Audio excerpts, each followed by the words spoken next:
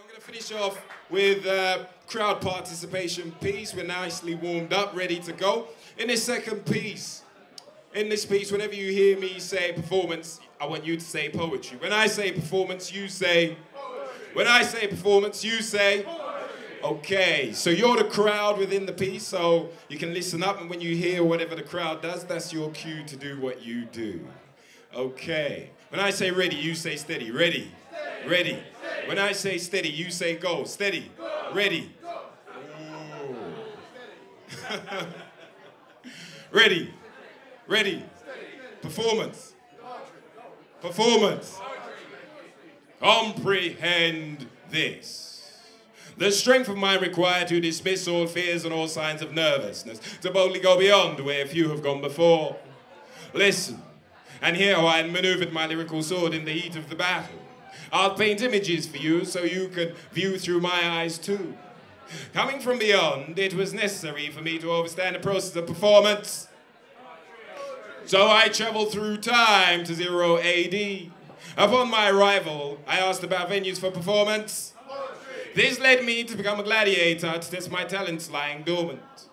As I stood in the tunnel of the gladiatorial arena with my sword in its sheath, thoughts of performing had me shaking like a leaf briefly before my hands started to perspire. Goose pimples on my arms as I felt my soul on fire. My breathing lost its rhythm as my chest began to tighten. My heart beat rapidly as if I'd just been frightened. It was then that I felt the hairs on my neck uncurl and stand to attention. The signal for me to enter my beyond-alike dimension. I stepped out into the arena and the crowd let out a roar.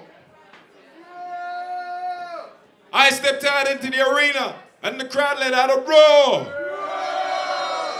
And at the same time, opponent number one stepped out into the floor. It was none other than that weak gladiator, nervousness, coming out to try and infest my chest in order to suppress my lyrical finesse.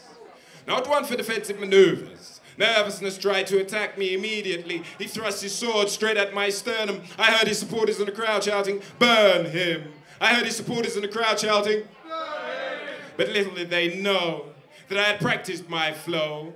I merely sidestepped nervousness and issued my own blow. I cut him to the deep with the sharpness of my delivery. There was no hesitation, no stumbling, just thoughts of chivalry. Nervousness proceeded to recede at a great pace, so that he'd survived the battle line in another dimension of time and space. As I turned to the center of the arena, the frenzied cheers of the crowd suddenly became muted. An apparition that appeared and was taking physical form, drawing from the diluted grains of sand predominant in all the land, and when the metamorphosis was complete, its stature was truly grand. It was none other than Fear himself. I instantly put my hand to the hilt of my sword. Fear issued the warning, "You shall be defeated by me, the Darkling Lord." The crowd was hushed. The challenge was set. The atmosphere was electric and quiet was kept.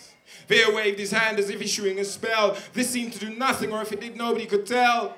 I knew what he had done, for I felt it seeping into me.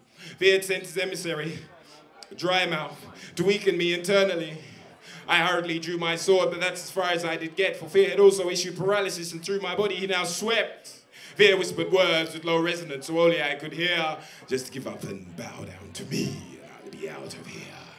I looked upon Fear, then looked onwards into the crowd. Sitting there were my two sisters, Joy, who was deeply subdued, and Hope, who was shouting loud. And in between the two of them, my beloved Serenity, calm and unruffled, knowing just how to lift me. And that is why I put the ring on her finger and now call her wifey. She can see the future and tell me what I really need to be. Now, she said, "Beyonder, you have the answer in your hand." I wondered what she meant. Now, time was passing so quickly, I had to think more quickly, for slickly the time was eradicating, and I knew paralysis was upon me. Now, in my hand was my sword, and as I looked upon it, sunlight reflected off one edge as brightly as it shone on it. A word was molded into the edge of the blade, and when I first saw it, I did an action replay. Then it all became clear to me what I had to do to set myself free. For in my hand, the sun reflected off the blade, and there in front of me were the words, confidence. I merely had to project it nonchalantly. That was what was meant by serenity when she said that I held the key. Now, due to the speed of paralysis, I had to use my powers of telekinesis. I levitated confidence from my hand and directed it to fear by a mental command. Seeing confidence advancing so quickly, fear dispersed and left me to be free.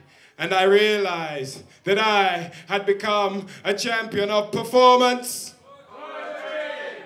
Performance. Poetry. Performance. Poetry. Thank you.